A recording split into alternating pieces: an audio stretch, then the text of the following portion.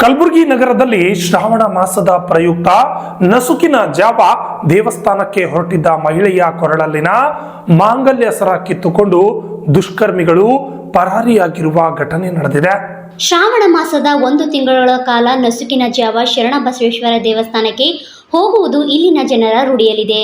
ಅದರಂತೆ ನಸುಕಿನ ಜಾವ 4 ಗಂಟೆ ಸುಮಾರಿಗೆ ಮಹಾಲಕ್ಷ್ಮಿ ಲೇಔಟ್ನಲ್ಲಿ ಅಂಬಿಕಾ ಪಾಟೀಲ್ ಅನ್ನೋ ಮಹಿಳೆ ನಡೆದುಕೊಂಡು ದೇವಸ್ಥಾನಕ್ಕೆ ಹೋಗುವಾಗ ಮಾಸ್ಕ್ ಧರಿಸಿ ಇಬ್ಬರು ದುಷ್ಕರ್ಮಿಗಳು ಹಿಂದಿನಿಂದ ಬೈಕ್ ಮೇಲೆ ಬಂದು ಮಹಿಳೆಯ ಕೊರಳಲ್ಲಿನ ಅಂದಾಜು 10 ಗ್ರಾಂ ಚಿನ್ನದ ಮಾಂಗಲ್ಯ ಸರ ಕಿತ್ತುಕೊಂಡು ಪರಾರಿಯಾಗಿದ್ದಾರೆ. ಘಟನೆ ವೇಳೆ ವಿಚಲಿತರಾದ ಮಹಿಳೆಯರು ದುಷ್ಕರ್ಮಿಗಳಿಂದ ತಪ್ಪಿಸಿಕೊಳ್ಳಲು ಯತ್ನಿಸಿದ್ದರೂ ಕೂಡ ನಿರ್ಜನ ರಸ್ತೆಯಾಗಿದ್ದರಿಂದ ರಾಜಾರೋಷವಾಗಿ ಖದೀಮರು ಸರವನ್ನು ಕಿತ್ತುಕೊಂಡು ಪರಾರಿಯಾಗಿದ್ದಾರೆ. ಕಳ್ಳರ ಸ್ಥಳೀಯ ಸಿಸಿಟಿವಿ ಕ್ಯಾಮೆರಾದಲ್ಲಿ ಸೆರೆಯಾಗಿದೆ.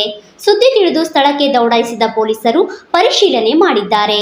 ಸದ್ಯ ಈ ಕುರಿತು ಪ್ರಕರಣ ದಾಖಲಿಸಿಕೊಂಡ ರಾಘವೇಂದ್ರ ನಗರ ಠಾಣೆ ಪೊಲೀಸರು ದುಷ್ಕರ್ಮಿಗಳ ಬಂಧನಕ್ಕೆ ಜಾಲ ಬೀಸಿದ್ದಾರೆ.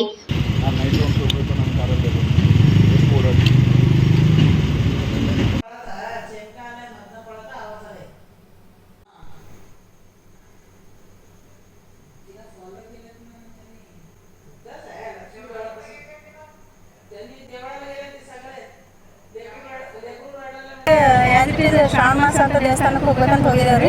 3:40 ಮನೆ ಬಿಟ್ಟಿವ್ರಿ. ಅಲ್ಲಿ 10 ಮಿನಿಟ್ಸ್ ನಿಂತಿನ್ರಿ. ಪೂಜೆ ಏನೂ ಆಗಿದ್ದಿಲ್ಲ, ಜಸ್ಟ್ ಪರ್ದ ತೆಗ್ದಿದ್ದೇವೆ. ಆಮೇಲೆ ಏನೋ ಪೂಜೆ ಸ್ಟಾರ್ಟ್ ಆಗೋದಿತ್ತು.